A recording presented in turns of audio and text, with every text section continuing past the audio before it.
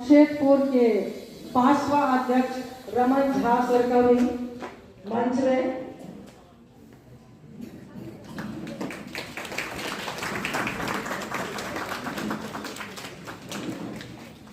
हम उनका स्वागत करें।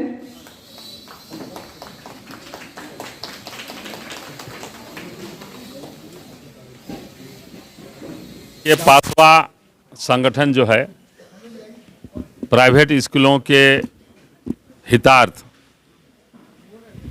पूरी तरह कटिबद्ध है। जब से इसका गठन हुआ है,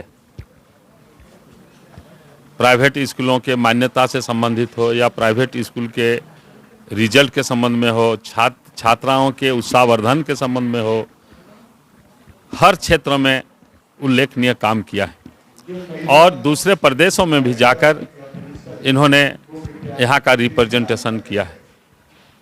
राष्ट्रीय अध्यक्ष श्री आलोक दुबे जी, उनके साथी डॉक्टर गुप्ता जी, सहदेव जी, और इसमें हमारा संरक्षण प्राप्त है इस पासवा को हमारे लब्ध प्रतिष्ठित डॉक्टर रामेश्वर उरांव का।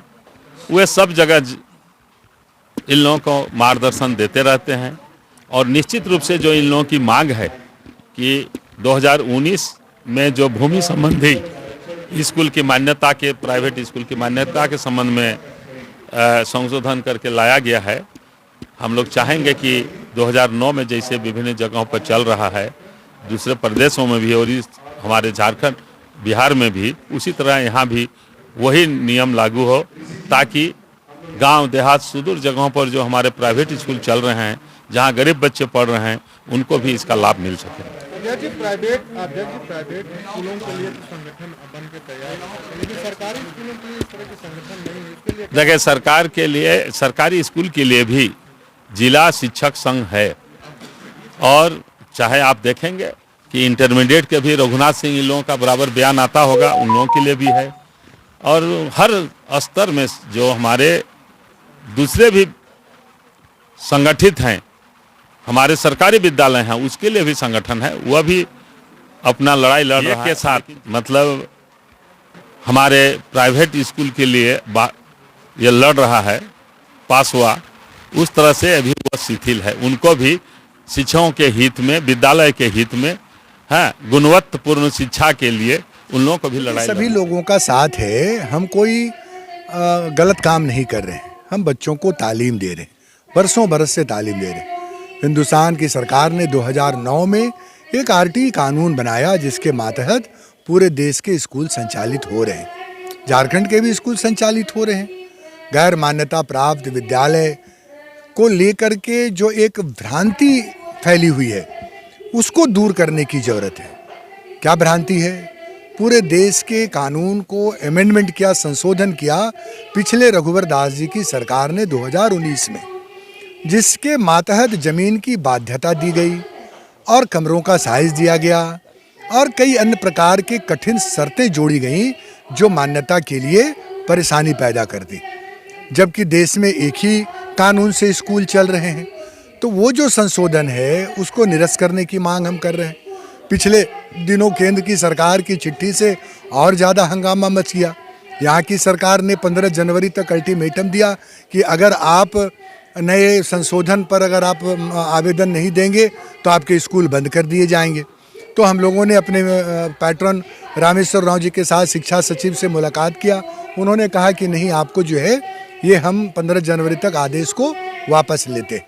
लेकिन हमारा ये कहना है, जब पूरे देश में एक नियम है और एक कानून है, तो एक व्यक्ति के लिए अलग और दूसरे के अलग ये कैसे हो सकती है? सरकारी विद्यालयों में और जो ये कानून है वो 10वीं और 12वीं के CBSE IC बोर्ड के बच्चों के लिए, उन स्कूलों के लिए, 8वीं बोर्ड तक के लिए 2009 में सर्वकालिक भवन की बात की गई है। यानी एक ऐसा भवन जिसमें सर्दी, गर्मी, बरसात में बच्चे अध्ययन कर सकें। तो उसमें सरकारी विद्यालय भी उसी दायरे में चलते हैं। इसी को देखते हुए 2019 में जब अमेंडमेंट हुआ तो माननीय उच्च न्यायालय ने उसको ऑर्डर को स्टे कर दिया कि आप निजी विद्यालयों को पीड़क कार्रवाई नहीं कर सकते। जब आपके लिए यही व्यवस्था है तो निजी विद्यालयों के लिए आप अलग से क्यों व्यवस्था कर रहे हैं?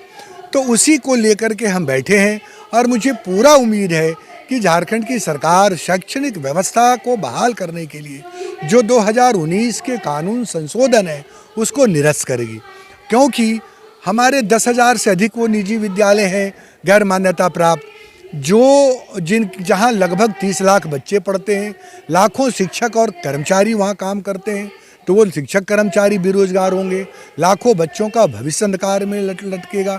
लेकिन आप कहेंगे मान्यता आपको तो लेना चाहिए, तो मान्यता तो हमको मिला ही हुआ है 2019 के पहले तक।